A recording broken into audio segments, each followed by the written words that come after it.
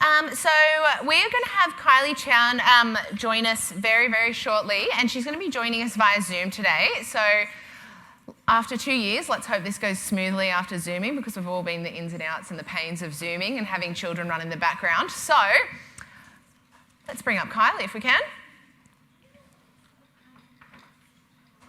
Hello. Hi Kylie, how you going?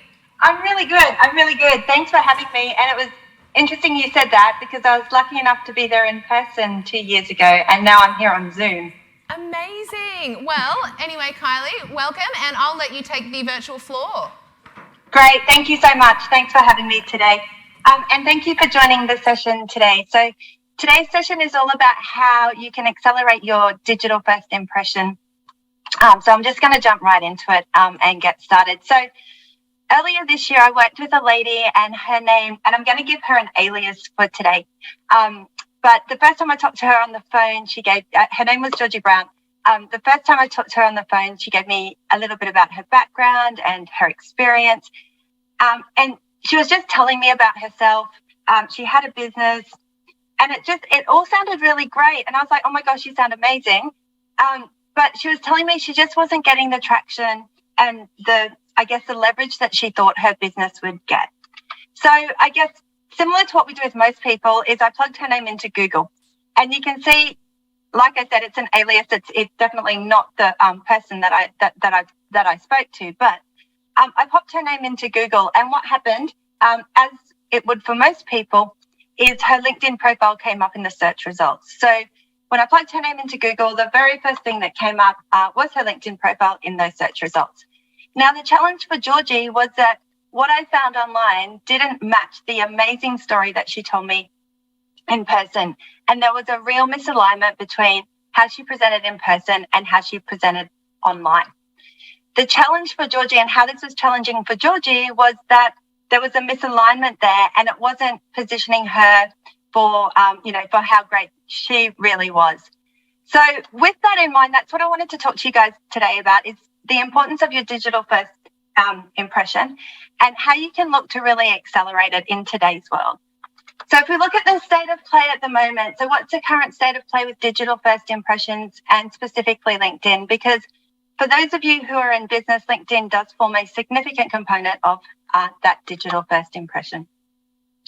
So if we look at statistics at the moment, 1 in 10 people have a job that requires them to self-promote or market themselves or their name online. So that's 1 in 10. 75% of businesses say that digital branding activities have been somewhat effective or either very effective. And 80% of users on LinkedIn actually have the capacity to drive and make business decisions. And these can be businesses that are smaller businesses, but also larger businesses as well. And I guess, this is a saying that I think most people would be familiar with, is that you don't get a second chance to make a first impression. I think particularly over the last 2 years, what we have seen is people will be learning about people, yourself and your business, online before they meet you in person. So previously, when our first impression was meeting someone maybe at a meeting, these days it's happening online. And again, you don't even know kind of who's checking you out and what that looks like.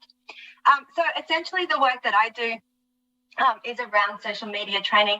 I'm particularly focused on LinkedIn, like I said, because particularly for businesses, it is a significant part of their digital first impression. So digital first, accelerate your digital first impression. So what is your digital first impression? And I really like this descriptor. It says, your digital reputation is what is left as a result of your behaviours online. It is a perception that is formed of you based on your digital activity. It affects how people engage with you or don't engage with you in person. And I really like that last sentence, because, like I said, your ideal client could find you online, and if there's a disconnect there, like there was with Georgie, they might bounce off, and you won't even know why that's happening. So 3 things I want to take you through today: how to take control of your digital footprint. We're going to look at 3 components. We're going to look at assess, so how you assess your digital footprint. We'll look at some strategies and tactics that you can use to amplify your digital first impression. And then we'll look at how you can administer your digital first impression moving forward.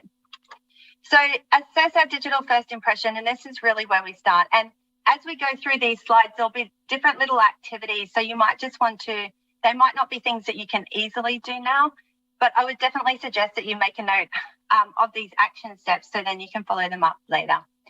But before we look at anyone's digital first impression, again, whether it's, I work with businesses, I also work with corporates, and the same principles apply. There's always that initial stage of assessment. So we need to assess what our digital brand says about you at the moment, how it compares to your competitors, and how it aligns with your objectives. And they're three very specific things. We need to look at, like I said, what your brand says about you. So right now, if I found you online, what does your digital footprint say about you? How do you compare in relation to competitors, and what does that look like? And thirdly, how does your digital brand align with your objectives? And I think that one's really important as well. I've worked with, another lady, and she had an amazing online footprint and an amazing digital brand. You know, if we were to look her up online, it looked all amazing. It was very good. However, it was for a space she was in previously, and she had changed her direction within her business. So what was online about her in that particular instance didn't align with her objectives. Great digital footprint, but misalignment. So I think it's really important that we look at that in three separate categories: what it says about us, how it compares to our competitors, and how it aligns with your objectives. So how do we do this? And there's lots of ways that you can do this. And I just wanted to share a couple with you that will help you get started. And I'm sure you've all done Google searching before, but I did just want to show you some extension of that.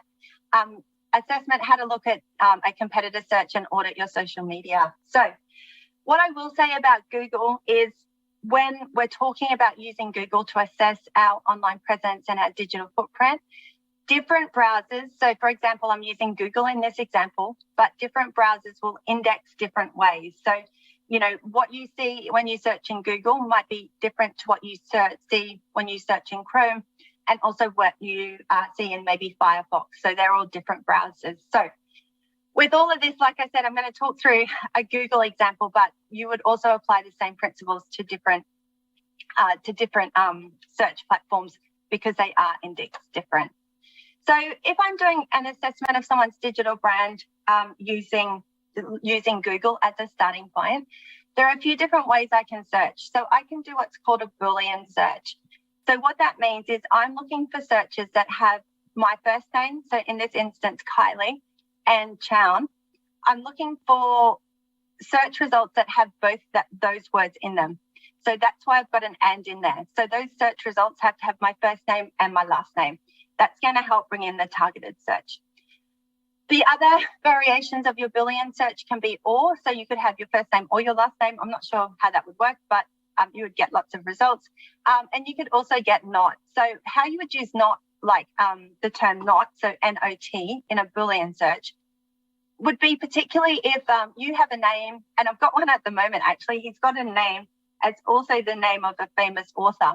So when he was assessing his digital footprint, he did like first name and last name, not author in that instance, because there was an author who had the same name as him. So if you've got a name where there's someone else has got an established footprint, you can do a not to exclude that particular search term. You can do searches in quotes. So you can see the second one's got the little quoties, and that means you want them both together. And the other one that I'll search a lot is my email address. So again, I've got my @kyliechown.com email. So I'll search for that as well, just to see where my email is being used and listed online as well. Google also does provide you with the platform to be able to do an image search. If you jump onto Google and you Googled image search, it's going to take you to this screen. It's fairly intuitive. But essentially, you can also then upload your image or your headshot and see where else your image has been used. Again, it's like, well, some people will say, well, that's a lot of effort to set up all these searches. And I think initially in that assessment stage, it's worth doing. Then moving forward, you can set up what's called a Google alert. And if you Google alert, it will walk you through how to do it. But essentially what you can do is set up a Google alert. And so what that means is that when any of these searches come up in search results, they're coming directly into your inbox. So Now, manually, I don't do what's on the screen. I've done it once, and then I've set up a Google alert, and then I just get an email coming to my email when I get a notification when one of these criteria is met. In the assessment stage, we've also want to have a look at assessment in comparison to competitors. And I think with competitors, we've just got to we don't want to get too caught up in it, but I think it's important to see from a market position, from a potential customer's perspective, what you look like online in comparison to your competitors. Because what you'll find will happen is that there may be some form of comparison if someone's looking to engage you or your business for a particular service. So they might look at you and other people like you. Again, it's not to I don't get kind of too caught up in it, but it's just nice to know where that sits. If you are using LinkedIn, last year, LinkedIn introduced a new feature, which is quite interesting. But and you can do this from your LinkedIn company page. So from a LinkedIn company page, if you go into analytics and if you jump into competitors, LinkedIn will give you, and it's really interesting sometimes what comes out of that. LinkedIn will give you a list of who it perceives as being your competitors. And have them in that list there. But you can also go in and under that competitors tab, go in and add other pages as well. So you can, and there is there's an analysis available there. And it looks at things like how's your following compare and things like that. Again, I don't want to get too caught up with it. Like people will say, yeah, you follow it, like, I guess because your following can be perceived, I guess, a bit of a vanity metrics. We don't want to, like I said, we don't want to get too caught up on it, but we just want to see what our potential customers are experiencing. So we've got knowledge of that as well. Next in our assessment is assess your social media. So audit your social media. And again, I'm not going to go into each of these areas, but again, I think it's just important to take some time just to check in with your social media. And just make sure that, again, you know, if people are finding you on Facebook, if people are finding you on LinkedIn, that it's really aligned with where you want to be moving forward. Essentially, a social media audit is the process of reviewing your business metrics to assess growth, opportunities, and what you can do to improve your social presence. So again, I think you could look at what your outward-facing social media says, so that's your outward-facing business content. But again, if someone was to Google search your name, what social media profiles are coming up, and are they representing and aligning with, first of all, how you want to be seen, and also your business objectives as well. Assess, like I said, just a bit of a recap on that first stage. Use Google and other search engines to find what is online about you at the moment. Spend some time doing some competitor searches just to see how that you sit in the market compared to other providers, particularly from the lens of your potential customer journey. And just do an audit on your social media. So again, just kind of come and have a look at everything online as if you don't know yourself and see what that impression is. And key takeaway there, I think, is just set up a Google alert. You can see, these are my alerts. I've got my digital brand, which is a business page. I've got gluten-free Brisbane because I'm in Brisbane and I eat gluten-free. So that's a good one because I get food. But then I've also got my business name, my personal name, and I've also got one for LinkedIn as well. So again, I don't need to go searching for that stuff. I get that in an email that comes to me. So once we've done our assessment and we know where we're at, then we look at amplification. So we know where we're at. So then what do we do to really amplify our digital first impression? First of all, we need to determine what platforms are right for you and your business. I think it's really important, if nothing else today, that we understand the difference between bought space online and rented space. And I'll talk a little bit about that today. And again, LinkedIn for business, like I said, for businesses, and particularly my background is heavily focused in LinkedIn. I think LinkedIn is a great tool to be able to position online and help amplify your digital first impression. So whether that be through your company page or personal profile. So amplify. So the first thing we need to do is determine what social media platforms are right for you. And I feel like maybe a couple of years ago, there was really this trend to be everywhere and have everything on everything and just be everywhere all the time. And I think that's really not sustainable. And I think we need to identify where our ideal audience is. We need to look at the different platforms and the attributes of the platform, and then match up, okay, is our ideal audience on our on the platforms that we're using, and match it that way. I would definitely encourage you just to do some reviewing around the demographics of different platforms at the moment. So again, I don't have time to do a review of each of the platforms, but things like Facebook, we can see there's research that has come out that says the users are kind of moving into a more mature demographic audience base, whereas you've got platforms like Instagram, TikTok, and LinkedIn as well, which are attracting a different type of audience. Personally, for what I do is I do a amplification strategy that's based on LinkedIn, and I am duplicating that to a couple of other platforms, but that's really what I'm looking to do. So again, I think it's really thinking about, and I'm not suggesting that one platform is better than another or anything like that, but I do think it's worth just sitting down and having a think, okay, cool, I'm using Facebook or I'm using LinkedIn. Why am I actually doing that, and is my audience there? Even if the audience is there, are they in your network? I had a lady who had an amazing LinkedIn content strategy. She came to me with it, and she was like, oh, it's not quite working. I was like, okay. And she's like, oh, can you have, I was like, I'll have a look. And I was like, to be honest, it looks pretty good. There's nothing, like, there's little things you could change, but there's nothing significant. She's like, yeah, I'm just not getting the engagement. And this was a strategy she was putting through LinkedIn. And then I said to her, well, who are you connected with? And all her connections were from a past industry. So even though she had amazing content, and the platform was right, I guess the extension of that is the audience there as well. So again, I would just encourage you to check in with your social media platforms and just see that you're on the right platform with the right audience, and they're actually in your network as well. Amplify online space, rent or buy. And I think it's important that we understand that our online real estate is very similar in a lot of ways to physical real estate. You can have bought real estate or you can have rented real estate. So our rented real estate is things like, it's basically social media platforms. So things like Facebook, LinkedIn, Twitter, Instagram, that's all kind of rented space. So they've given us some space. We can be there, but we have to abide by their rules.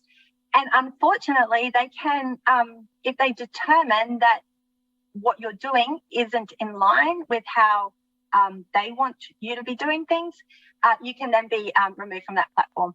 So I would definitely encourage you to have a mix of both rented and bought space. So to me, bought space is things, digital assets that you own. So these can be things like blog sites. These can be things like a branded, and it doesn't have to be really overly complicated. It can be like a domain that has your name. So, like www. and your name.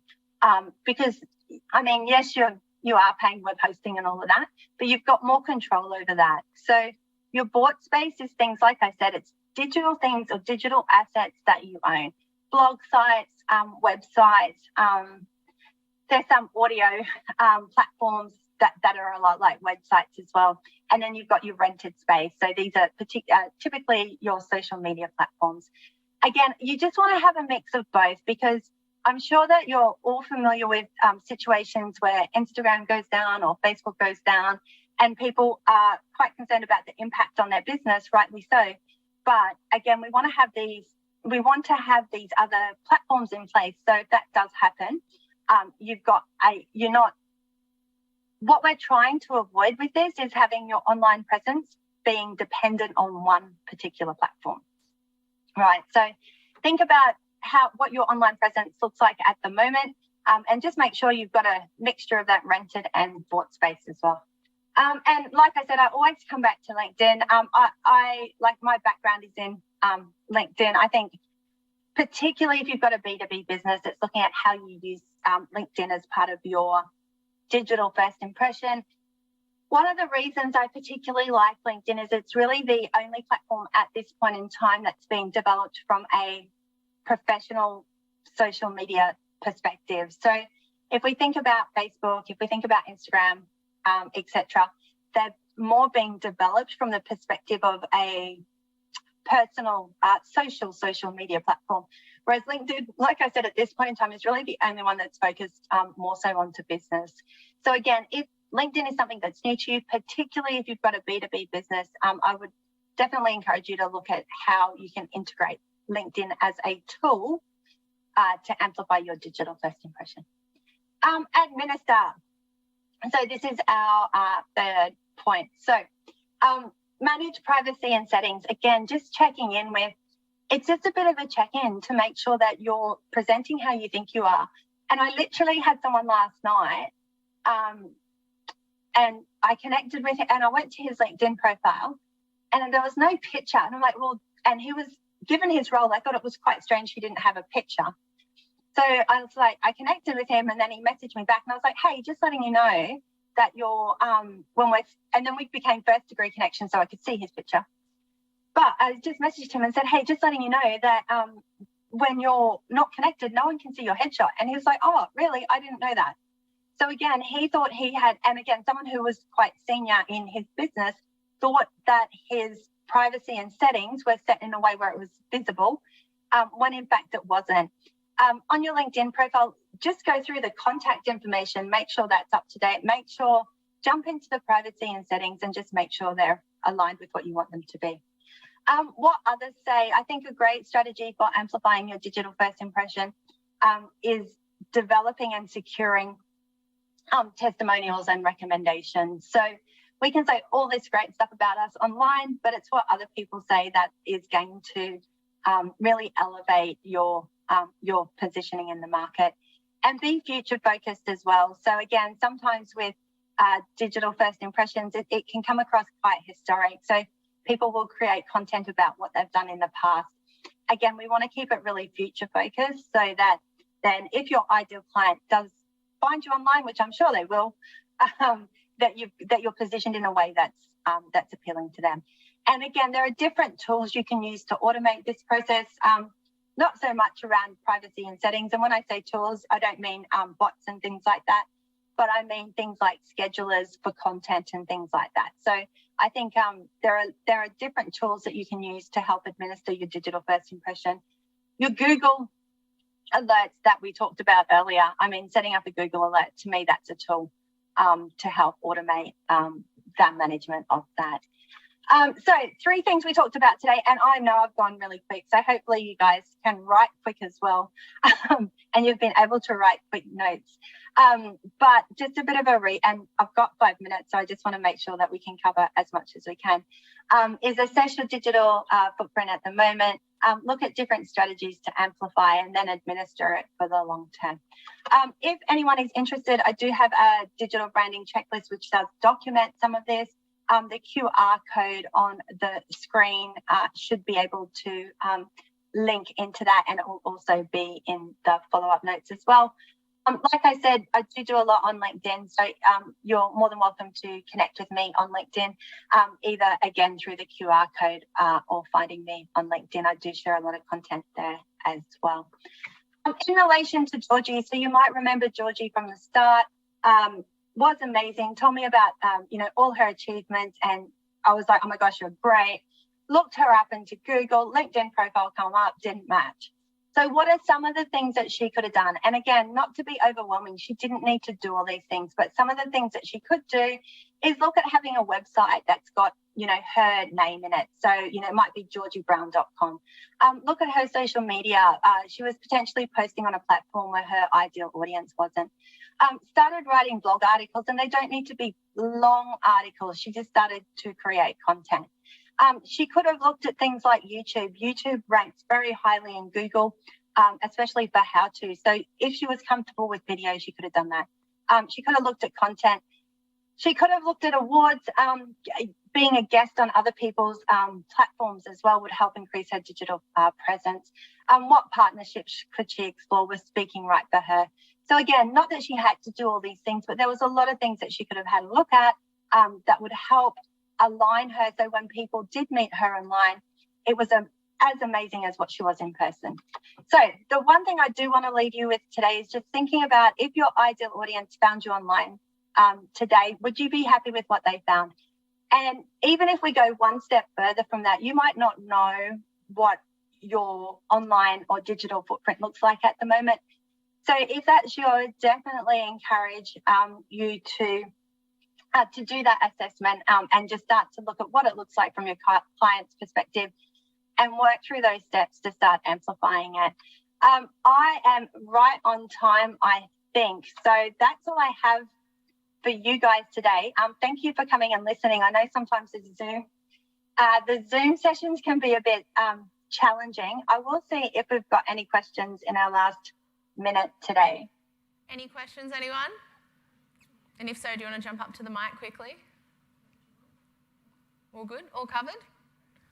You've done great, Kylie. Everyone's all sorted. Thank you so much. Excellent. Great. Thank you so much. Thank you for having me. I hope you have an amazing conference and enjoy the rest of your day. You're very welcome. Lovely to virtually meet you. Yeah, you too. Take care. Goodness, you'll never get used to virtually meeting people nowadays. But anyway, so just happy we can be here in person as well. And then I would like to invite the lovely Jarrah Brailey up to talk about organic social media, the do's and don'ts. Now, Jarrah has her own social media and digital marketing agency called SBJ Studios. Highly recommend giving them a follow on Instagram for some great tips. But I will let the lady take it herself. Welcome, Jarrah. That should be on. Yes. Just this big one, I think. Hello. So I could talk about organic social media for days. I'm hoping I can cram everything that I've got in this presentation into the next 30 minutes. So if I am talking a little bit fast to get through the amount of content I need to, sorry. I'm Jarrah. I am the creative director of SBJ Studios. We are a digital marketing agency based in Sydney. And since I was about 10 years old, I have been social media obsessed. So much to the point where my dad, sitting in the crowd, had to confiscate my phone at times because I could just not get off it. I've been in love with social media and the opportunities that it gives everybody since a very young age. So when I was 19, I started my very own social media marketing agency. And ironically, through using social media itself over the past few years, I've grown it to what it is now, which is a humble team of 5. We work with clients all over the world, small businesses, big businesses, all different shapes and sizes. So I'm really excited to be here today talking to you guys about how you can do the similar thing with organic social media. So, social media marketing in 2022. It's an incredibly fast-paced industry to be in. Things change every single day, usually completely unexpectedly. And just when you think you might be on top of what's trending, a new, completely foreign feature or platform will take social media by storm. So I totally feel your frustration if you're feeling like you're struggling to keep up. With that said, one thing that I do find incredibly comforting as somebody who works in the industry is that, yes, trends, platforms, features, they will come and go, but humanising your social media presence will always work, no matter the platform, no matter the audience. So let's chat about how you can humanise your social media presence as a business, the do's and don'ts. First up, don't be selfish. Do build relationships. Ask yourself, how can I allow my audience to get to know me and vice versa? A couple of years ago, I went on a date with a guy and it was the worst date I've ever been on because the whole time he did not shut up about himself. I couldn't get a word in. And it's the exact same as social media. Social media is like a first date. If you're constantly talking about yourself, there probably won't be a second one, speaking from experience. So what I want to encourage you to think about today is that social media isn't just for selling yourself. In fact, promoting yourself and pushing your offering with strong call to actions should be at the bottom of your priorities when it comes to your content marketing. Controversial opinion, I know, but hear me out. One of the most common mistakes I see businesses make on social media is treating their page solely as an advertising platform to talk about themselves, and that was never what they were designed to do. Every single social media platform is designed to connect people with people, They are above all relationship building platforms. So as soon as you shift your mindset from using social media to sell, and instead focus on relationships, community building, and allowing your audience to really get to know you as a business, the rest, sales, will follow. So let's chat about ways to build connection. How can you help your audience get to know your business? I'm going to use my business social media page as an example, a bit biased, but I think we do this really well. And it's a perfect way to connect people with who you are as a business is to champion the people behind your business. So for me, that's championing my team, championing my employees, championing my staff, and I'm chatting about what do they do? What do they do for me? What do they do for the business? What do they do for our customers, our clients? How have they helped make my business better? What qualities do they have that I admire? Why did I hire them? What professional wins have they had recently? So has somebody had a promotion? Have they achieved something for one of our clients? If you don't have a team behind your business, that's totally fine. You can talk about the support system that you do have around you and how they have impacted your life and your business. For example, my dad, I'm constantly talking about him on my social media pages because he's my biggest supporter. And our audience has actually grown to be a little bit familiar with who my dad is because I'm talking about the support that he offers my business. Same goes with my accountant, my business coach. Anyone that's within my circle, I talk about them and I champion them on my social media page to allow people to get to know my business and how it works behind the scenes. Secondly, be unapologetically you. Your best social media strategy opportunity is to be unapologetically yourself. Through using your own voice, you stand out, you share things from your own unique perspective, you share your own point of view, your own quirks, and you showcase why you're different just by being yourself. So whether that's through videos, voicing your opinions, standing up for the things you believe in, being unapologetically yourself is a great way to stand out from the noise and attract the right people. It's worth noting that when you do start to be unapologetically yourself, you may lose a couple of followers, and that's completely normal. It's actually what you want. It's the small price we pay to have an authentic presence online. All it means is that your brand's messaging is strong and you're attracting the right kind of people, the people who you do want to do business with and the people who value your brand, who you are, and what you offer. And it comes back to that old white girl saying, your vibe attracts your tribe. Thirdly, share stories, the good, the bad, and the ugly. There is nothing more interesting or more refreshing, in my opinion, than a business who is transparent on social media by sharing their journey in a real, authentic way. For my business, this looks like sharing our wins, our milestones, things I've learnt as a business owner along the way, challenges I'm facing, challenges I've overcome, and anything else in between.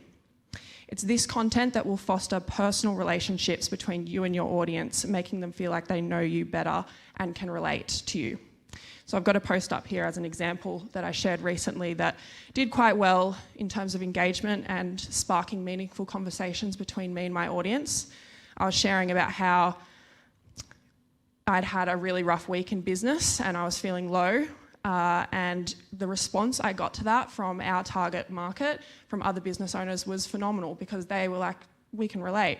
I've had tough weeks in business. It's not always a highlight reel. It's not always about sharing how amazing we all are. It's also about sharing the journey, sharing the story behind your brand and what makes you different. Secondly, don't hold back on sharing your expertise. Do add value. Ask yourself, what does my audience gain from following me? Social media is above all a value exchange. If you take anything away from this presentation today, I really hope it's that, because we need to be thinking about why our followers are going to follow us. What are we bringing to the table? One thing that's harder than gaining followers themselves is keeping them, especially if all you're doing is talking about yourself. So providing valuable content, you will have your audience craving the content that you share and wanting more from you. Not only that, but it's one of the best ways to build a significant level of trust between your business and its prospective customers. This is because when you are consistently providing value to your audience, you're not only showcasing your trustworthy expertise, but you're also giving your followers a reason to keep following you, as well as positioning your business as the obvious choice over your competitors. Value on social media can take many different forms, but the one way I like to check in on my content is to ask myself, is this content either educating, entertaining, inspiring, or empowering my audience? So let's chat about ways to add value. Firstly, educate, educate, educate.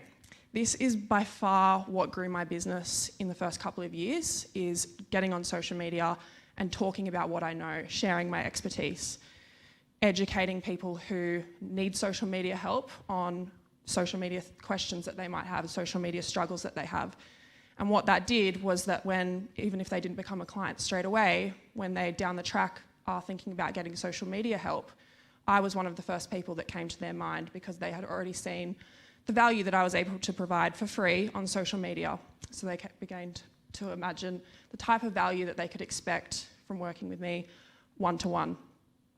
So ask yourself, what struggles does my audience face within my industry of service? And how can your business/expertise help them solve these struggles? Then what you do with that is you ask yourself, what advice and tips can you provide to your potential customers that will help them solve these issues and educate them on this topic? These answers will generate loads of content ideas that will showcase your expertise, empower your audience with knowledge that will support them in the purchase journey. So to give you a few examples, a skincare brand might share 3 ingredients that shouldn't be in your products and why we don't use them. A clothing brand, 4 ways to style this white t-shirt. A hairdresser, handy hacks to reduce heat damage. You can see the pattern here that I'm not just saying, here's this white t-shirt, here's where you can buy it.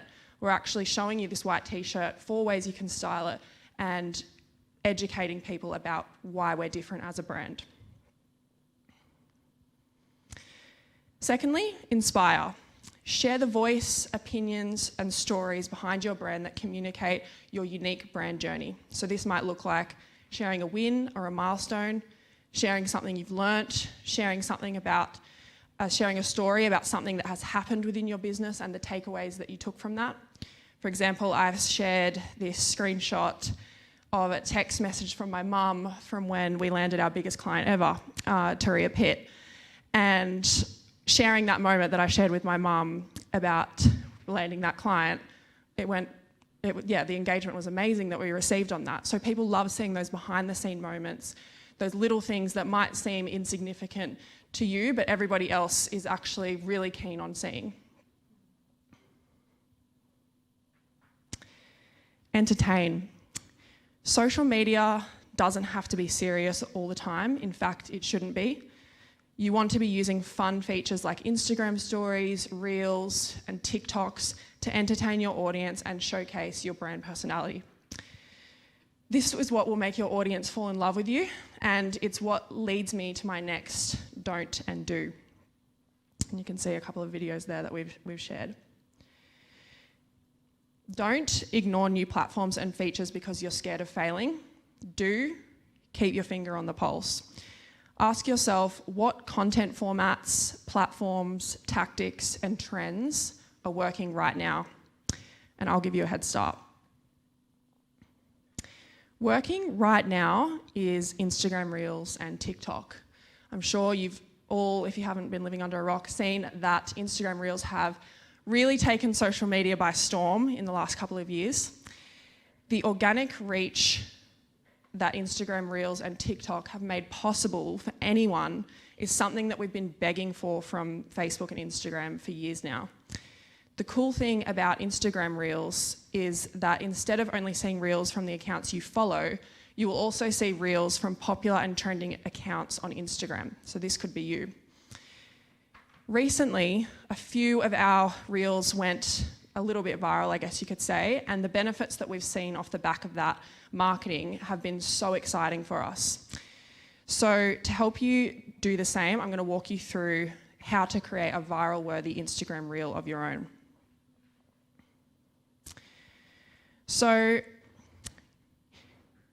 what I'm noticing happening is that trends are super easy to spot early on TikTok. And that's probably one of the most important things you need to know about creating a viral-worthy Instagram reel or a viral-worthy TikTok. The trends are happening on TikTok first. So what I want to encourage you to do is your research. This is why it's a great idea to get on TikTok itself and call it research. Spend 15 minutes a day on it so that your finger is always on the pulse when it comes to current trends, and therefore you're able to jump on board quickly with trending challenges, trending audios, sounds, themes, and content in general, giving your reels a much higher chance of going viral. So essentially all I'm telling you to do is jump on TikTok, use it personally for 15, 20 minutes a day, and you will start to generate and think of ways that you can actually jump on those trends and make it relatable to your business. So to give you an example, I guess, of the power of Instagram Reels and TikToks,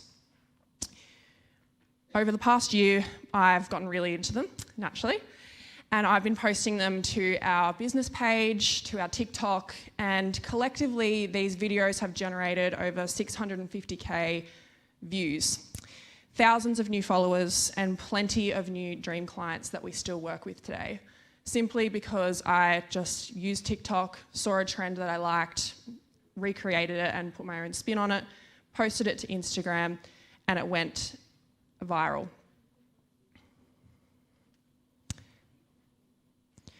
Next up, what's working really well right now are carousel posts. So carousel posts is when you're posting 2 or more photos to Instagram at a time.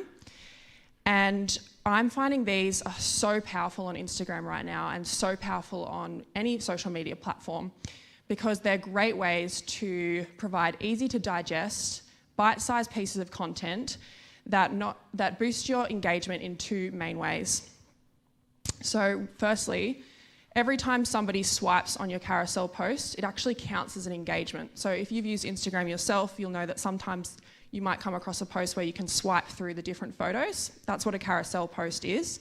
And every time somebody swipes on your post, it actually counts as an engagement and it sends a message to the Instagram algorithm telling the algorithm that that person engaged with your piece of content.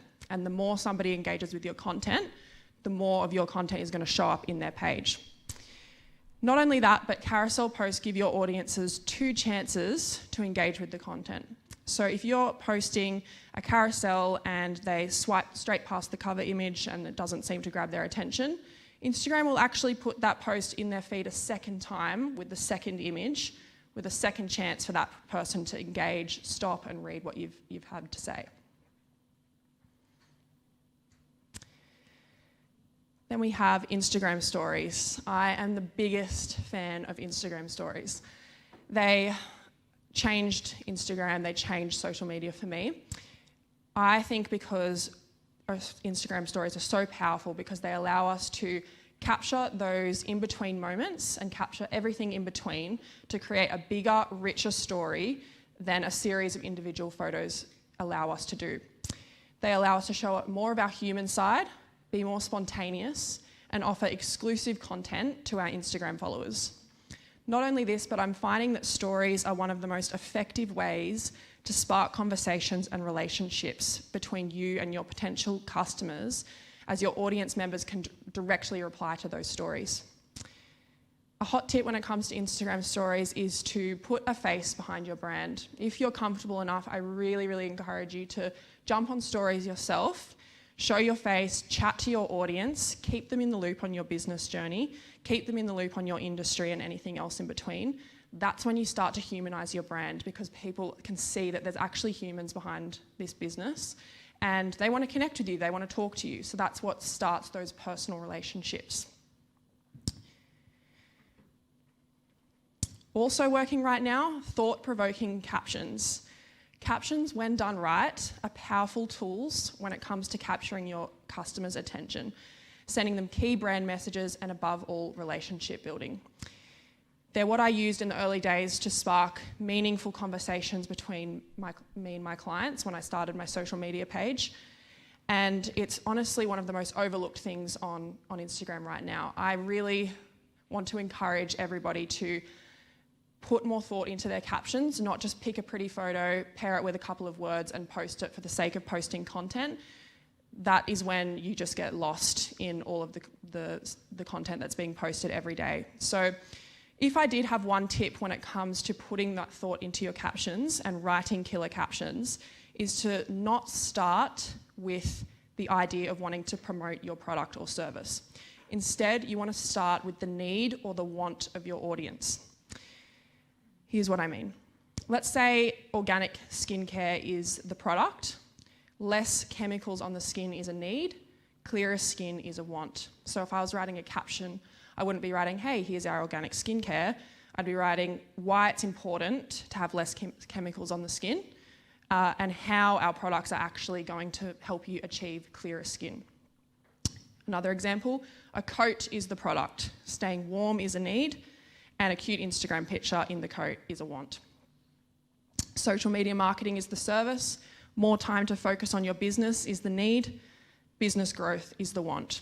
So you can start to see that pattern that by focusing on the wants and needs of your audience, talking about them in your copy and captions, you are selling why people should buy from you instead of what you sell. So much more interesting.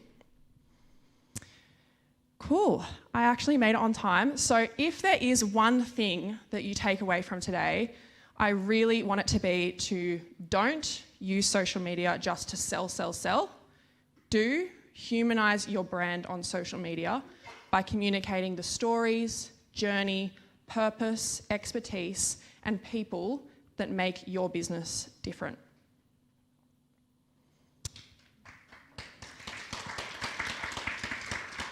Thank you so much. I have 6 minutes for questions. So if anybody has a social media question, I'd love to hear it. Yeah, do you want to duck up to the mic?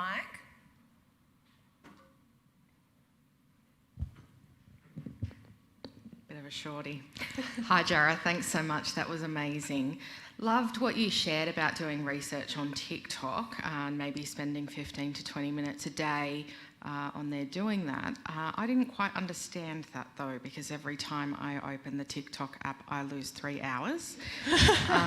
So I'm just wondering if you've got any time management tips about both the research phase, but also about content creation, because again, I could talk to my audience all day on Instagram stories, but it's not necessarily super productive. Absolutely. I think it's really about time blocking and actually dedicating and being really purposeful with the time that you do spend on TikTok. So instead of, I guess, just opening up and scrolling through the TikToks, what I suppose I mean is intentionally and purposely opening up the app with the intention of looking for content ideas for yourself, scrolling through, finding what videos, what audios are you seeing pop up quite often and what's really hot right now, and saving that audio for later, or maybe brainstorming, okay, what spin can I put on that trend myself? So yeah, I totally feel you that 15 minutes can turn into a 9-hour thing on TikTok and you can get swallowed up in all of that. But yeah, if you're really purposeful and intentional with the time that you are spending on TikTok and have the idea that, yeah, you're looking for content ideas as opposed to just browsing it, that's when, yeah, you can start to generate those content ideas. Hi, my name is Borka. I really enjoyed your speech or presentation. I find it really difficult to understand social media. I actually own a registered training organisation, and part of the new course is that we have to, and it's a core one, maintain ethical and professional standards when using social media and online platform.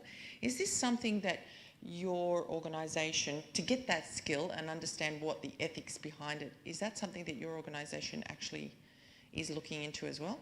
Absolutely. So I think that kind of conversation has come up a lot since COVID as well, obviously with so many sensitive topics that come up with different industries. So for example, we've had to deal with when COVID happened with our clients, we actually had to communicate to their audiences in a really sensitive way to make sure that we're not coming across privileged or coming across trying to sell people things during COVID when they might actually not have the funds. That's just a rough example. So absolutely, that's definitely a really great point. I think if it depends on your target audience, but yeah, that's definitely something that we're looking into.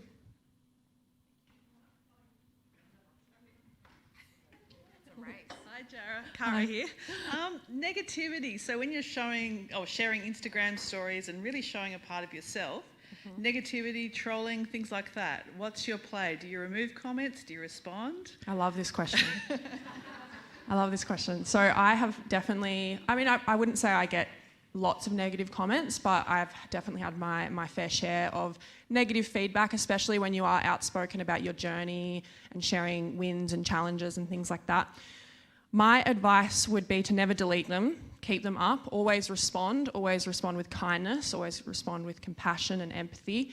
Thank them for their opinion, ask them questions about their opinion, and just try and remove yourself from the situation. So because it is our business and we associate our identity so closely to our social media and our businesses, it can be easy to take that negative feedback really personally.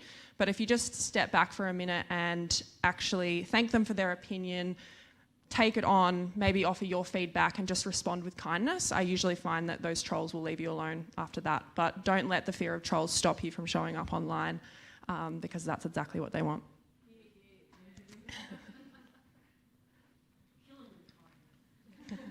I have a quick one. I'm playing on Instagram but hanging out on Facebook. So I've been doing Facebook stories. Are they as effective as Instagram, or should I seriously shift to Instagram? And on that same thing, I've noticed that Reels have gone from Instagram to Facebook. So I haven't played with Reels at all yet, but where would I start?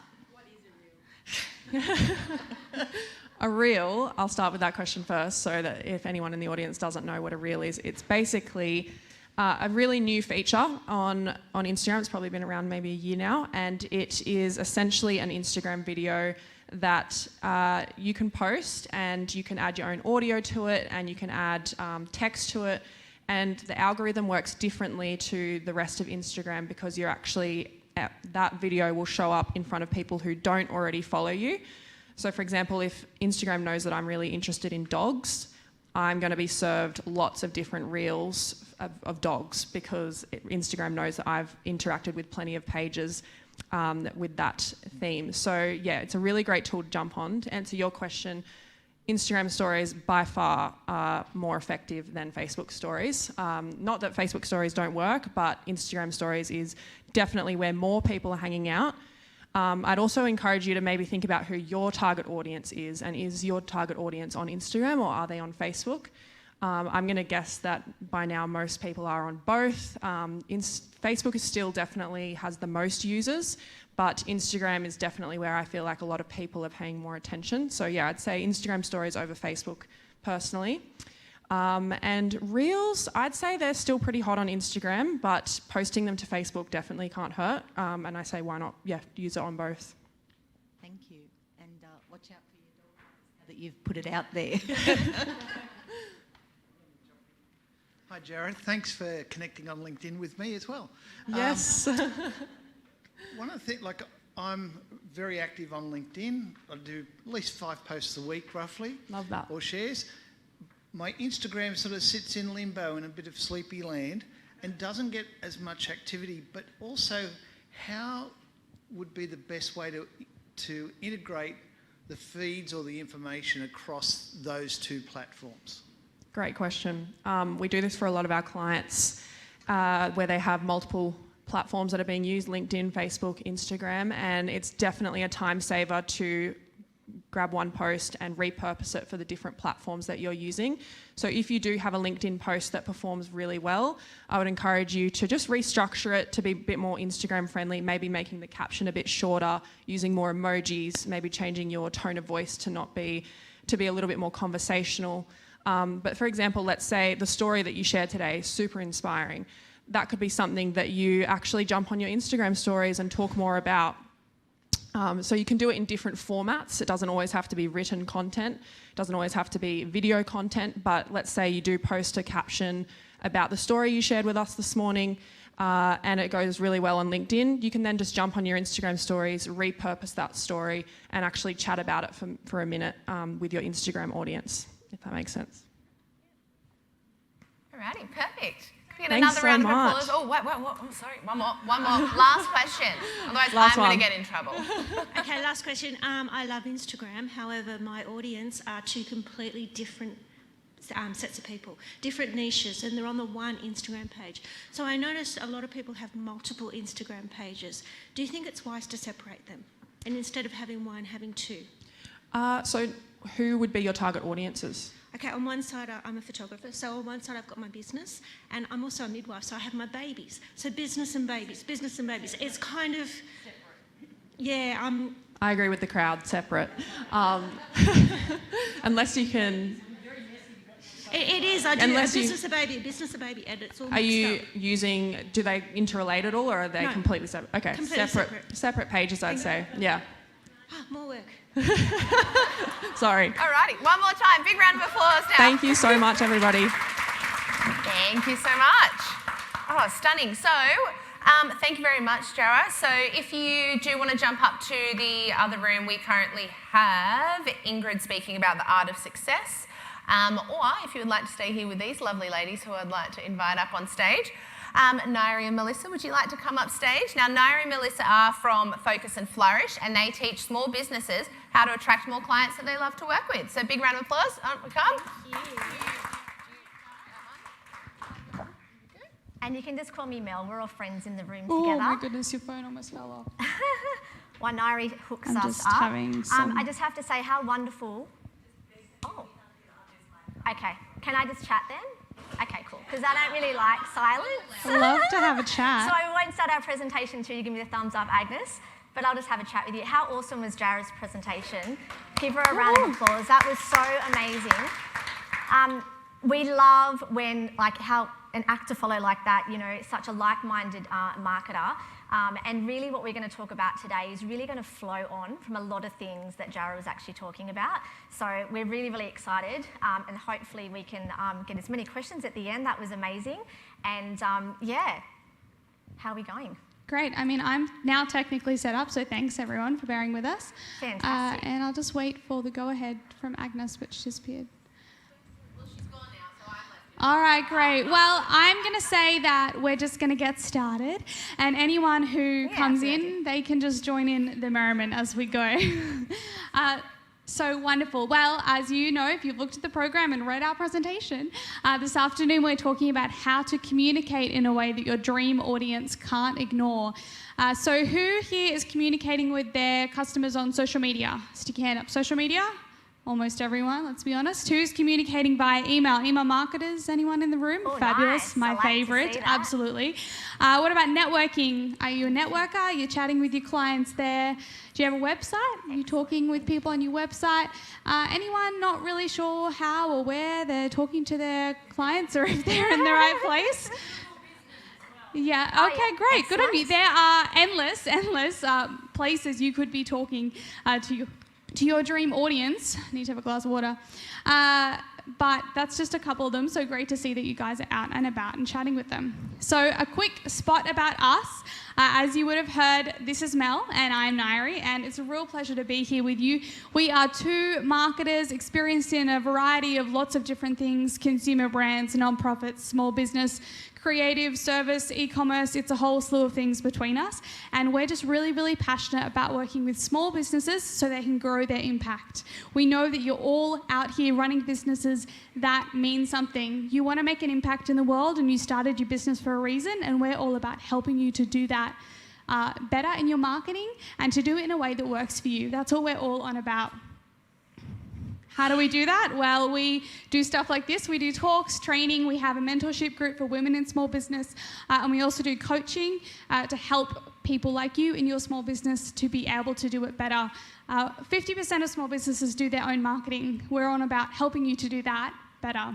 And in a really simple and authentic way. You know, some people can really feel really icky and salesy when it comes to marketing, we believe that we can teach you how to market in a really simple way and a way that's authentic to you and your brand. So what are we going to learn today? We're all about teaching. You know, we love to teach you how to market your business better so more people can see you. So these are the 4 things we want to go through today. And hopefully you can walk away with at least one of these things. So first of all, understand your job as a business owner and what this means in marketing. The second thing is to be confident in our number 1, writing, how to write better copy. So we have a little tip that we want you to walk away with today.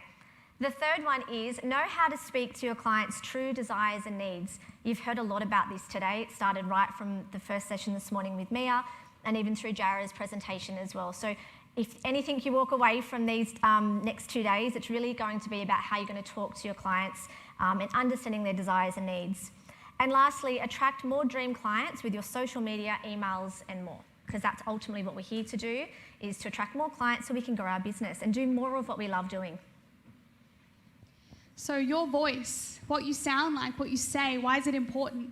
It plays a big role in attracting the right people, and it plays a big role in making it easier to convert those people from just being someone who vaguely knows you exist to being someone who pays you money, the thing that unfortunately makes the world go round. And we know that we're all here to continue running businesses, so getting people to pay you to do what you do or to have the product that you provide is important. And what you say, how you say it, is a big part of this.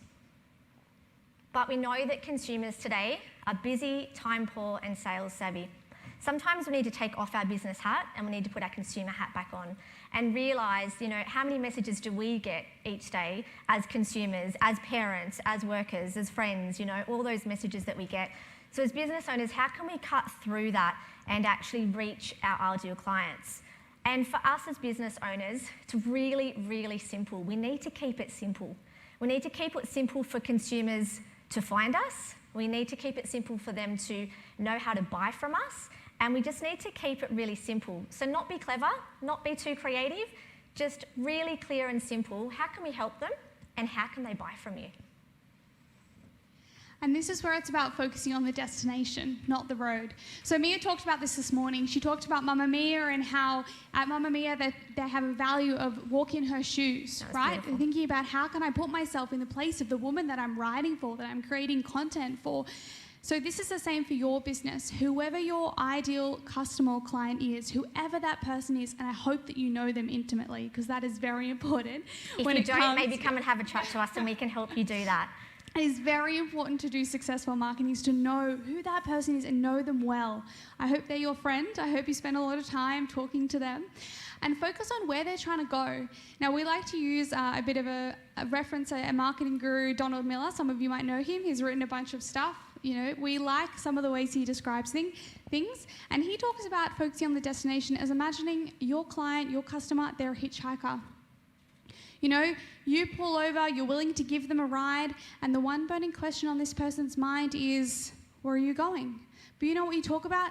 Have you seen my car? My grandfather built this car. It's amazing. And let's talk all about this, I don't know, the sense of it and the leather on the seats and all these kinds of things, the fuel mileage. And the person just thinks, but are you going to Sydney? I just want to get there. And that's often what it's like when we talk about our business. We start to talk all about the car. And the person's like, I just want to know, can you get me where I'm trying to go or not? So what destination are your audience trying to get to? Where are they trying to go? And Jarrah talked about this in her presentation as well. Are they wanting to exercise? Or really do they just want to wear their favourite old jeans that they're struggling to fit into? Do they want to get an accountant? Or do they want to make more profit in their business? Are they wanting, you know, a pre-made spice pack? Or are they wanting to save time but still cook great food? You know, do they want to feel confident, look good? What do they want? Where are they trying to go? And sometimes they actually don't know what they want, what that solution is. But they know what their problem is, they know what their desire is. And a classic example of this is a time when, you know, I was looking for some financial advice and I could have said, I need to go to an accountant and I'm going to go to an accountant. And I was having some financial blocks and I knew what my problem was and I knew what my end destination was. I wanted to make money in my business and I wanted to move forward. And rather than just going to where I thought I wanted to go, I ended up landing and working, actually someone in this room, I ended up working with Anne Barrett. I don't know if she's in here, but she actually worked with me. There you go. There you go, Anne. And so I didn't know that I was looking for Anne. I didn't know that I needed to go through that process with her, you know, in a very different mindset. It wasn't actually a financial accountant, sorry, judges. I'll come to you next time. But I ended up landing over here. And the reason I share that is because sometimes we actually don't know the person or the actual, you know, answer to our problem, but we know our problem and we know our end destination. Thanks, Anne, by the way. So think of yourself as a consumer when you're trying to get into this mindset. And we'll talk more about this. It's the whole presentation. So what are you talking about at the moment? We'd love for you to go back and have a look at your copy, on your email, on your social media, how you're talking in your networking or presentations. Are you talking about your price? Are you talking about where to get your product? Are you talking about what your product includes? You're talking about those features like we talked about the car. Are you talking about your credentials? You know, often when we put together a brochure or we're trying to communicate, we try to give our audience everything because we just want to share everything with them. And what we're saying to you is that have a look and see about what you're talking about. Is it focused on you or is it focused on your ideal client needs and desires? So what you should be talking about is their destination. What is your ideal client's destination that they've been talking about? What is their problems? What are their desires? And this morning someone was talking about, I think it was Brooke, she mentioned, you know, marketing is about empathy and creativity. And this is where the empathy comes into it. Understand what your client's problems are and what their desires are. And talk about that. Get really real, like you're talking to Anne. I'm not talking to 1,000 people. I'm talking to my ideal client, Anne. How you change their life. So how can you actually improve their life? They obviously have a problem or a need right now, and going back to that end destination, how can you make their life better? Can you save them something? Can you improve something? Can you increase something? These are the types of words that might trigger you to understand how you can change their life. And what they miss out on without you. This is a good one. Like, tease out, if they don't work with you, what would life look like? And often, you know, that could be that their life is more hectic, could it be more overwhelming? They may not grow their business. You know, there could be all these things that won't happen. So that's another way as well that you can talk about what they don't actually, what they'll miss out on if they don't work with you. And there's a common theme in these things, and it's this word here. There. They. Key difference when we looked at the previous slide, and it was your price, your expertise, your services. There's a hugely different thing with talking about the customer, the client, their experience. Where are they trying to go? Yeah, so we would challenge you to have a look at your copy, and a really quick sort of tip that we use is looking at how many times you use the word I and how many times you use the word we. So go and have a look on your website copy or your brochure, and if you're saying, I provide this service, I can help you with this, I have had 5 years experience, you need to go back and reword that. How can that be about you? So you can be helped by this. Or, you know, change the sentence so the focus then becomes on your customer, and then they can actually relate to that. They feel like you're talking to them, they know that you understand them, and they're more likely to connect with you as well. So that's a little tip. Change your I's into U's. It's really powerful. We've done it with lots of our clients, and they always come back like, oh yeah, my entire website was about me. And I will say, for probably a lot of people that, you know, I have spoken to who have small businesses, they think, oh, I don't really want to talk about myself. But then you read your website and you realise, oh, I've been talking all about myself just in the wrong way. So you can talk about yourself, but if you make yourself kind of the hero of the story and not your client or your customer, that's when it starts to feel a bit icky. You know, we're like, oh, I don't want to push myself on people. But communicating what your value is, how you benefit them, and how you'll change your life, it's not pushy. In fact, you'd be doing them a disservice if you didn't talk to your audience about how you can help them. So what does this look like when it comes to actual communication, right? We're kind of talking a bit conceptual here. We're talking about a couple of tips and tricks.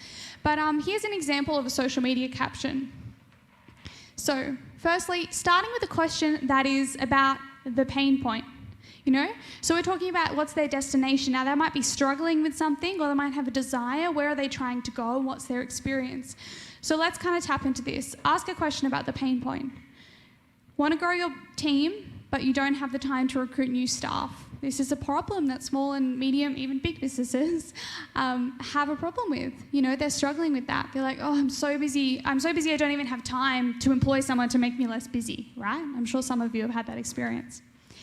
Agitate the pain point and their experience. You understand them. You say, finding the right people to fit your team and help your business can be tough. You know, I'm empathizing with you. I understand that that's really difficult. Then you can add in your offer or experience. Having helped place hundreds of staff successfully in businesses both big and small, I can help you easily and effectively employ your next team member. Now, that's the first time we've really talked about you, I. You know, we've focused on their problem. Where are they now? Can you meet them where they're at? Then you can end with a call to action. DM, so direct message, if you're, you know, on Instagram, me today to learn more about my recruitment services. You might have a different call to action, you might have a different problem, but this is a kind of very simple framework for how you can put together the copy of just a social media caption. Now, you could use this to write an email as well, or to, you know, do a landing page or whatever. Obviously, there's more sections as it comes if you're writing certain things. But start with where they're at and lead them to where you know you can help them, I guess is the succinct way of putting it.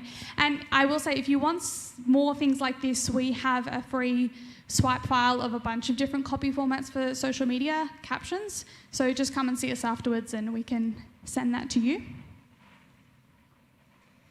So, kind of as Mel said before, your job as a business owner, make it simple and clear to your audience how you change their life. Doesn't have to be clever, you don't have to be overly creative. If you find yourself staring at the blank page and thinking, I just don't have anything to say, I'm not a writer, I'm not creative, I can't come up with an idea, just forget all that for a minute and think, okay, if I was chatting to a friend, if a customer walked into my shop, you know, if someone called me, how would I talk to them and explain to them that I understand their problem or desire and that I can help them get there? Be clear, don't be too clever. It's your job to make it simple. Because we're overwhelmed, we're busy, there's too much information, I can't possibly think of another thing. So don't become part of that, make it simple for them. And if you need to find out, if you're thinking, I don't really know what those problems are, I don't really know what that language is to use, a few quick little tips that we use. One, talk to your clients, you know, have conversations with them. Listen to the words that they use, listen to the language that they're using. We're in our own industry and we know what we do so well. But we really need to unpack and talk to our audience in the way that they define their problems. So listen. So even today, like when we're talking to people, you know, write down notes. What problems are they having? The other one is testimonials. We love testimonials. It is such an untapped marketing source, but that's for another day. But in testimonials, a really good testimonial, somebody will unpack what their problem is before they've actually said how wonderful you are. So they'll often say, before we worked with Mel and Ngaire at Focus and Flourish, I was feeling really overwhelmed with marketing and I was stuck. Now, if we go through all our testimonials, we'll see those common words: overwhelmed, stuck, confused. So then when we go to write our marketing copy, or we help others do that, they're the words that we use: overwhelmed, stuck, confused. So go back and listen to your clients and use their language when you're talking about their desires and their problems. You can also read other people's testimonials if you don't have your own. Just a bit of market research. You know, troll around different people who do similar things to you and see what other people are saying and what they're asking about. So, a quick recap on what we've just covered. How to develop copy your clients can't ignore. Start with their problem or desire. Don't start with you. Don't start with what you offer. Start with where they're at. Meet them where they are at. They're looking for something. They're struggling with something. They're trying to go somewhere. So start there. They are feeling something. They don't know that you're the person who can help them with what they're looking for. Next, demonstrate how you solve it. There's got to be a link, right? You've got to lead them along the path from where they're at currently with their problem to how you solve their problem. And lastly, tell them what to do next. People are busy, they're overwhelmed. Just say, message me, email me, follow me, like this post, whatever it might be. It doesn't have to be big, it doesn't have to be salesy, it can be social, whatever it might be. but tell them how to be connecting with you and chatting with you, ask them questions and engage with them on that kind of community personal level.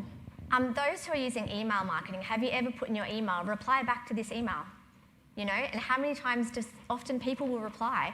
You know, we feel like we're not just sending out bulk emails to hundreds of people, even though you might be, but you want to have that connection one-on-one with people, so treat them like that as well, you know, and ask them a question and say, there is another person on the other end of this, you know, hit reply. I'd love to know, you know, what are your struggles at the moment or what is happening? And even if you only get one or two, you've still made that next level engagement with that person and they've really, really connected with you. I think there's a common thread in a couple of the presentations today around that community, personability, and it's true. It's what works, and it's what works because we're human. Human first, consumer second. Yeah. You know, we might all be looking for things and have problems and desires, and we're all thinking business hat, oh my goodness, I've got to find that person and make a sale. But that person is just being a person, you know? They've got family and friends and responsibilities and loves and dislikes, and we can connect with them on those levels, while also showing them how we can solve their problem and helping us to have profitable businesses. So remember to talk about the benefits before you speak about the features. That's what we're all banging on about today. Talk about, you know, how you're solving their problem. Talk about them.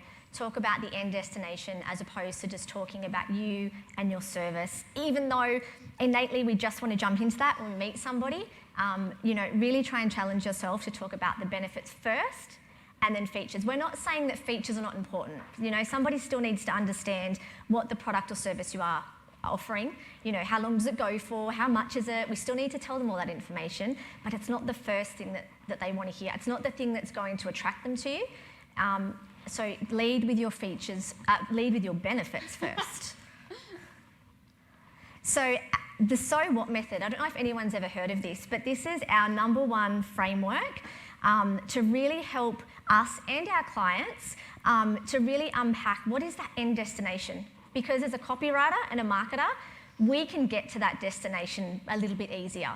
But how can you, as business owners who are not everyday marketers, really find out what that destination is? So we use the so what method. And here's just 2 quick examples of what that actually means and how you can use it. It's very practical, it's very easy, and it's very easy to remember. Getting to the ultimate desire. This coffee machine is super easy and quick. I've walked into Harvey Norman and someone says, this coffee machine, it's super easy and quick. And I'm like, so what? They're like, well, it takes less time to make your cup of coffee. And I'm like, okay, so what? They say, well, you'll be able to enjoy your coffee sooner. And I think, when I'm sleep deprived and I've just woken up, I do want to enjoy my coffee sooner. We're getting there, we're getting to the benefit. And then I say, okay, well, so what? And they say, you'll have more time to do the things you want to do. And I think, great, I'm buying the coffee machine. Because it's that simple. There is more than just the coffee machine, and there's more than just the coffee in the so what method. It's drilling down, and we encourage you to use this and go 3 or 4 levels to really try and get to what is that ultimate desire? What is the big benefit?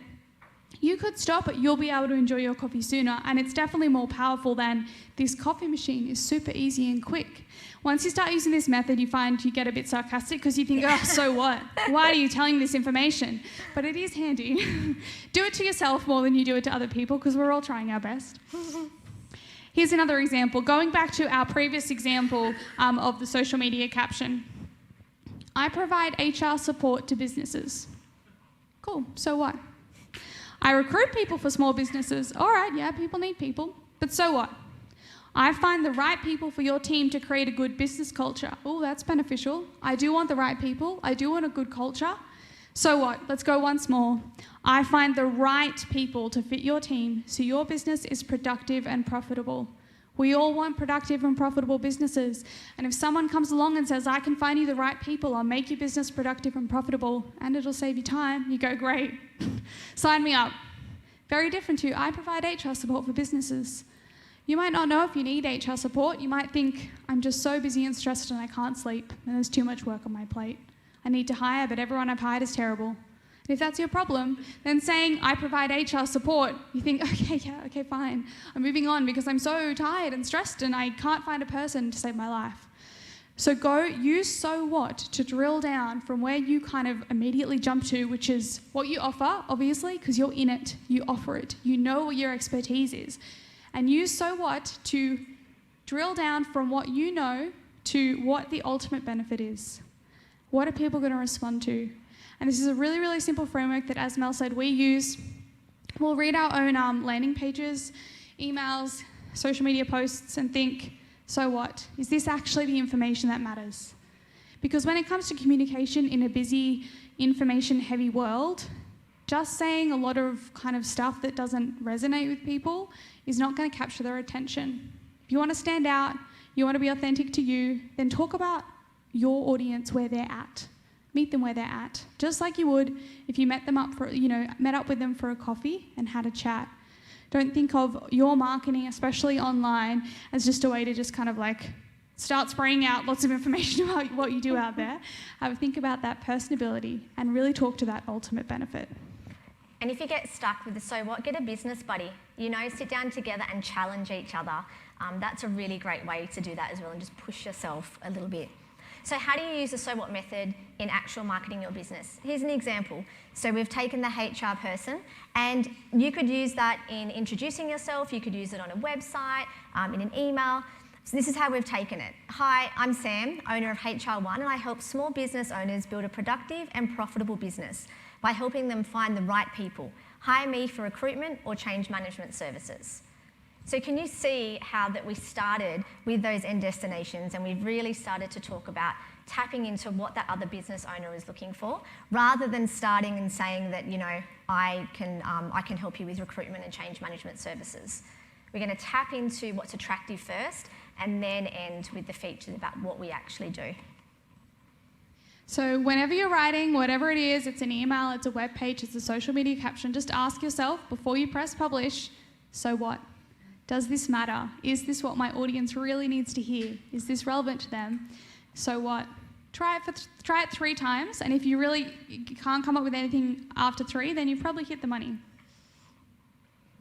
So, just to recap, and then we'll have a little bit of time for questions, which is honestly astronomical for us. We never run on time. Always too much to say. But how do you communicate in a way your dream audience can't ignore? Firstly, be clear, not clever. Your job is to make it easy. It's not to look impressive or flash or come up with some amazing campaign that no one pays attention to. Your job is to make it really easy. Just be clear. Just communicate well. Be true to your business and your brand. Don't be afraid to be yourself. This one's really important when it comes to small business as well, because you are probably very innate in your brand. You're a core person in your brand. Who you are matters, and who you are is going to come out. And what you do in your marketing should reflect when someone walks into your shop, when they speak to you for, a discovery call, when they start working with you. It should all be unified. It should all reflect. Don't feel the need to project something really professional, quote unquote, like you did have to do in a certain job. Both Mel and I have worked in the corporate world, and in coming into small business when we started out on our own, had to kind of stop the corporate speak. It's really relevant for some businesses, but not for ours, because most of our clients, they're shop owners, they're creators, they're, solopreneurs who are running service-based businesses, and they're just like you and me. They have kind of a lot of stuff going on in their lives, and they just want to run business better. So be true to that, be true to yourself. And I think that links really well with what Jarrah was talking about in terms of being personable and being social on social media, and you can do that in all your marketing. Focus on their destination and desires. Customer first always. Always customer first. Where are they at? What do they want? What are they struggling with? And start there. And lastly, put benefits first, not features. Use that so what method, especially if you're struggling. But what the benefit is always way more powerful than, the colour of the car and how many kilometres it can go. And as always in marketing, consistency is the key. Consistently talking to your audience, consistently saying the same messages, consistently showing up for your audience, consistently using your brand, colours, your fonts. Just be consistent in everything that you do. Even if you feel bored with it, just keep pushing through and be consistent. So actually you become memorable and you cut through all that noise that we're receiving each day as consumers. All right, we have 4 whole minutes. So if anyone has any questions about this or other marketing things, just jump up to the mic. Good, thank you. So Yes. I know these guys from the Blue Mountain. I was going to ask Jarrah, I couldn't get up.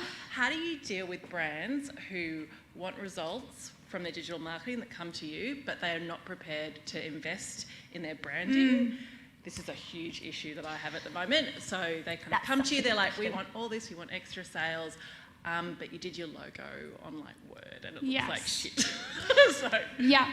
Totally a big thing. And I mean, this is probably relevant for lots of people if you just think about what your business is. Someone who comes to you and they're not ready, what do you say? Especially when it comes to not ready from a marketing perspective. One, I think be really firm on who you are, what you offer, and how you can help them. So you can say to people, I'd really love to help you, but you're not ready. And if you do X, Y, Z, come back and we'll have another conversation. And they might be mad, but the reality is if they're going to be mad about the fact that you didn't want to take their money when you know you can't get them the results they want, they're not your people and you need to let them go. And this is a really important lesson to learn when it comes to attracting the right clients. So honestly, that's probably the best thing you can do. Good question. Hey girls, I wear two hats, business advisor, actually three, business advisor, marketer and fellow copywriter. Awesome. And it's a question I get asked commonly and I'd kind of be good to get your feedback too. Too long, too short in terms of content. What's your sort of take on it? Because they go to me, well, how many words is that? What's your take? Yeah, okay, great question. So content length is obviously very dependent on platform. So you're going to hit character limits when you go on social media and things like that. Jarrah touched on this. Instagram, long captions are working. Long if it's valuable. Waffling on, just stop. No one ever wants to read a waffle anywhere anyway. So I think in terms of length, think about, can people easily digest this? Can they scan this? If they're reading this while they're just like waiting for their kids to get off the bus, will they get value from it? It can be long form, but it needs to go in the right place. So long form, you're not going to write a blog post on Instagram, but you might share a section of it and then link to go to a website. When we say people are busy and they're struggling to like focus on things, it's not because they can't focus, but it does mean that asking for their attention is asking for a lot. So it's hard to put a word limit on things. I think that if you're going to write a blog or an email or something that's over 1,000 words, you better really have something good and extensive to say. Otherwise, I would stick to like 700 or less, because most of us don't have time to read that unless it's really interesting. But it doesn't mean it doesn't work. It's just that obviously placement, content, all that kind of stuff matters.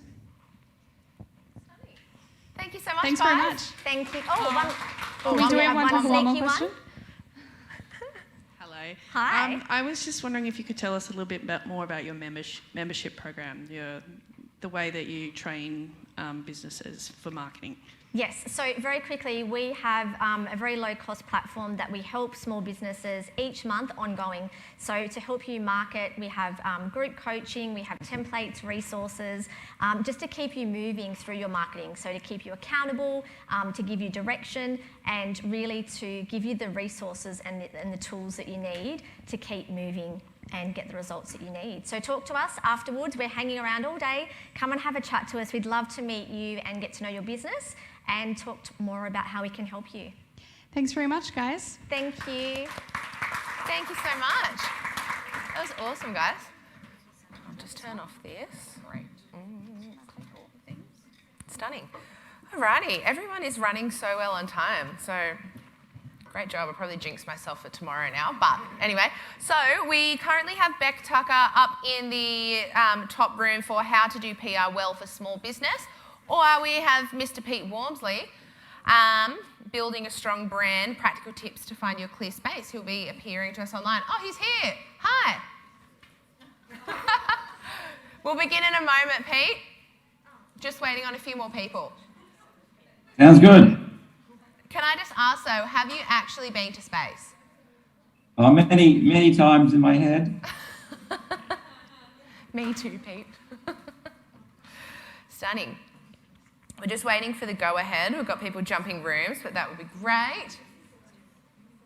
Oh, we've got the thumbs up. We've got the thumbs up. All right, Pete, you're on. Wow. Lift off. That's it. Well, no one got my pun. All right.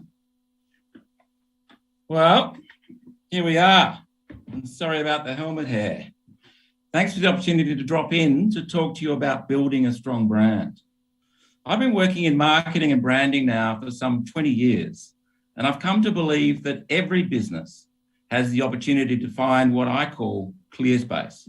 And this is where my company name came from, and it's why I'm standing here wearing this spacesuit. And today I'm going to talk to you about how you can build a strong brand by finding your clear space. And to ensure we're all on the same page, I'd like to start by exploring what a brand is. Let's be very clear. Your brand is more than a logo. It's more than your products. It's more than your office or your retail store or your website. It's more than you and your staff. It's bigger than any one of these things. Your brand is the combination of the interactions that people have with your business and how they interpret and talk about these interactions. And these interactions can include your social media posts, how you answer the phone and respond to queries, your in-store experience, your website, your advertising, the word of mouth you generate. You see, your brand exists in people's minds as memory structures, as networks of thoughts, feelings, images, stories, expectations, and relationships that people associate with your business. And that's why you might hear people say that your brand is not what you say it is, it's what they say it is. And by they, I mean your stakeholders, your customers. So logically, it's important that you have a very clear idea of what you want that memory structure to be about and have strategies in place to consistently deliver on and reinforce this. Not just through your marketing, but through your approach to HR, finance, your corporate culture, everything you do across your organisation. So you might notice here that branding is more than advertising. And that's really, really key because many people in my industry still don't understand that.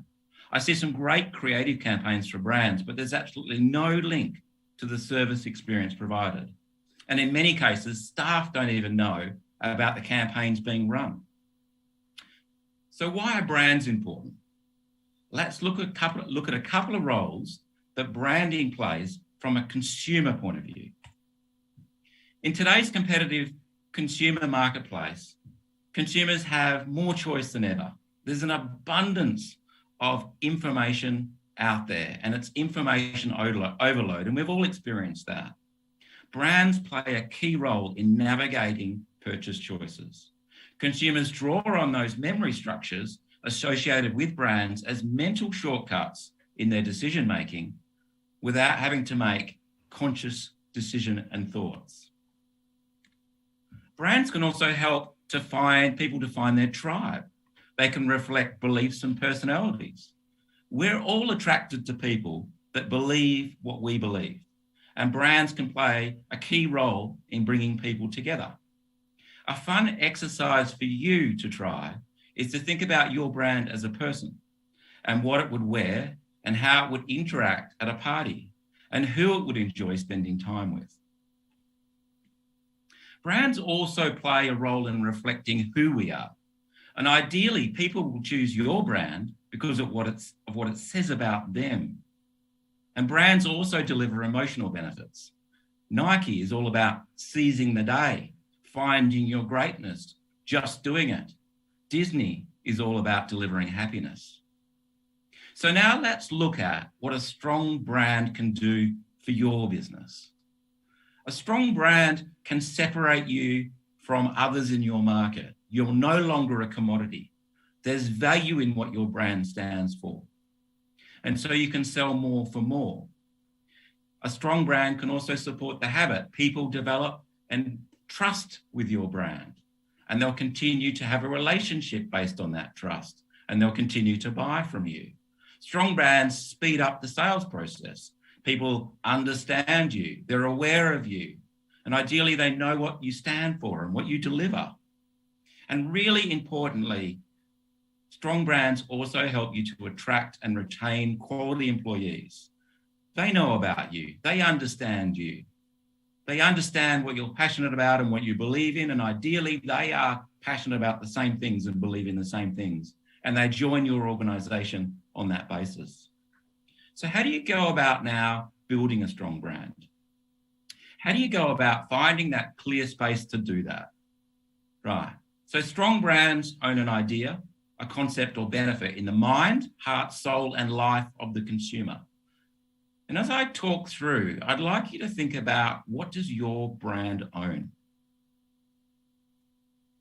And here's a structure I use whenever I'm working with any brand. I like it because it works, and I like it because it's simple. Strong brands are different.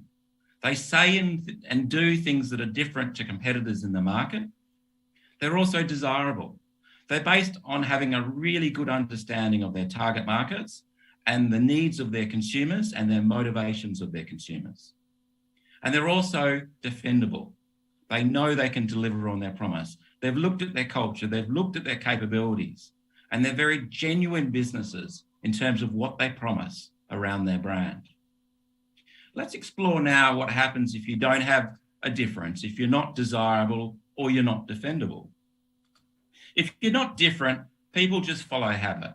They continue to purchase from their current provider. Why would they switch? They're seeing everyone in that market as being the same. They'll also purchase on the basis of availability.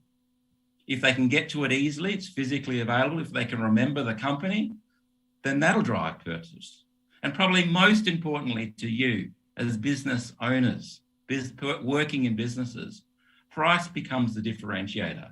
And we all know what happens when price becomes a differentiator. It's a race to the bottom.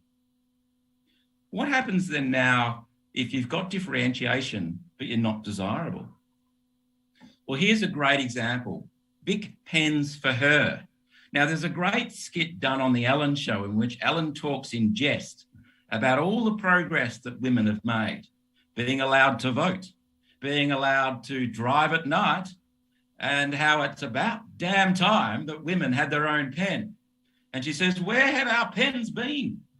It's really worth a watch. Needless to say, Bic, her pens did not last very long. And there's some very amusing comments throughout the internet on how women particularly responded to that. The last part, not defendable. Well, if you're not defendable, you're not being authentic in your promise, people soon discover. And you lose trust and they vote with their feet and they go and find another brand that they feel they can trust. All right, so now let's look at some organisations that we should all be relatively familiar with and apply this model and test this model. The first one is Cirque du Soleil.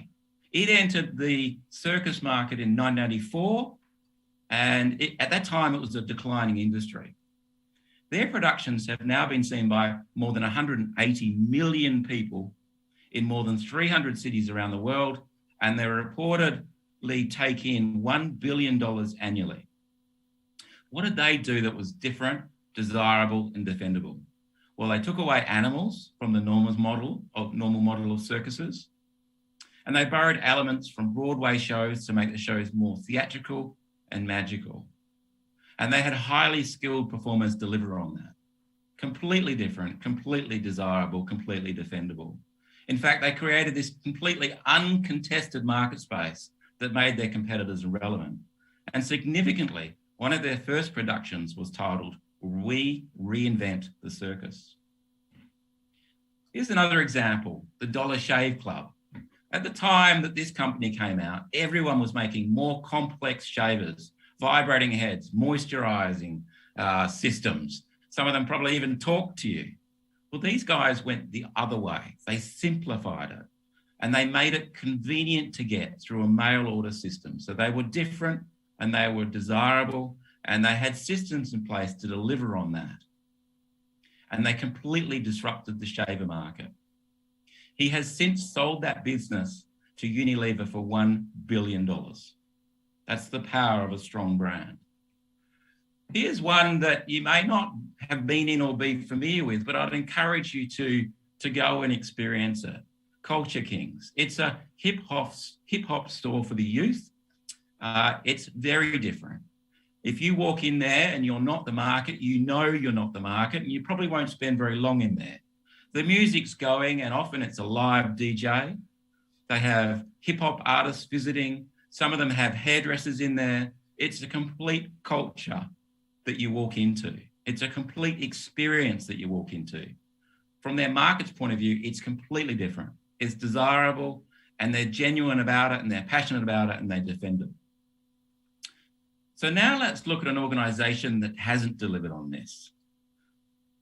And probably my best example is Dick Smith.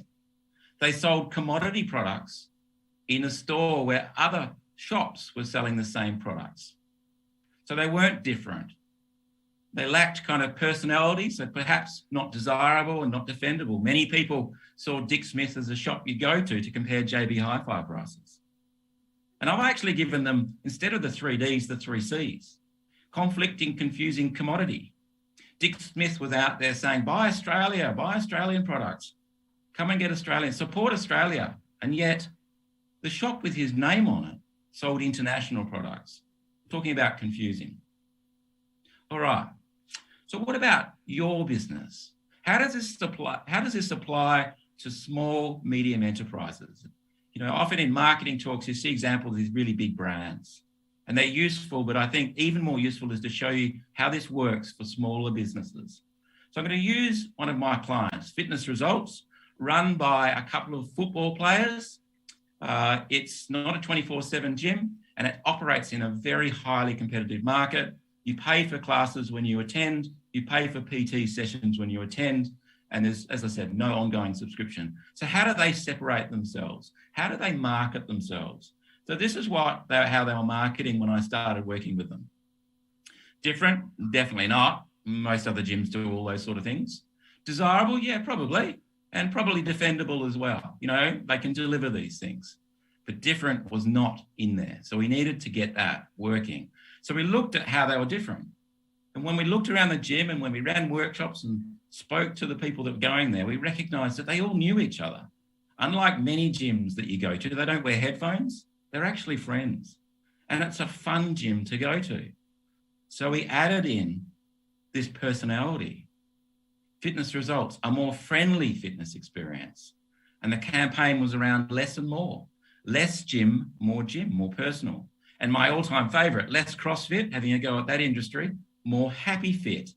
And just to show you how it works when you roll it out, less Kardashian, more Kim, and Rock and Dwayne. And they don't have a large budget, but they are positioned on a busy highway. So signage became a really key part of how they promoted themselves.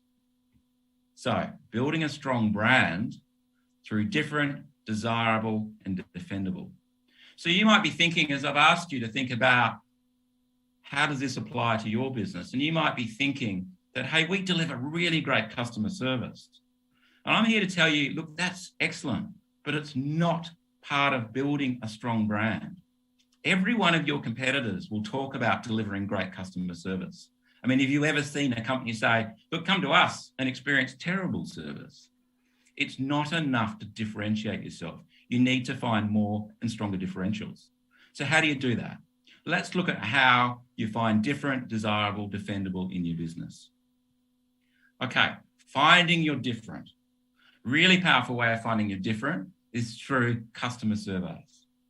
And by customer surveys, I mean surveys where you're either doing online surveys or even more ideally, one-to-one face interviews with your customers. Really thinking about the questions and the order in which you ask. And I honestly advise you to find someone with expertise in this area.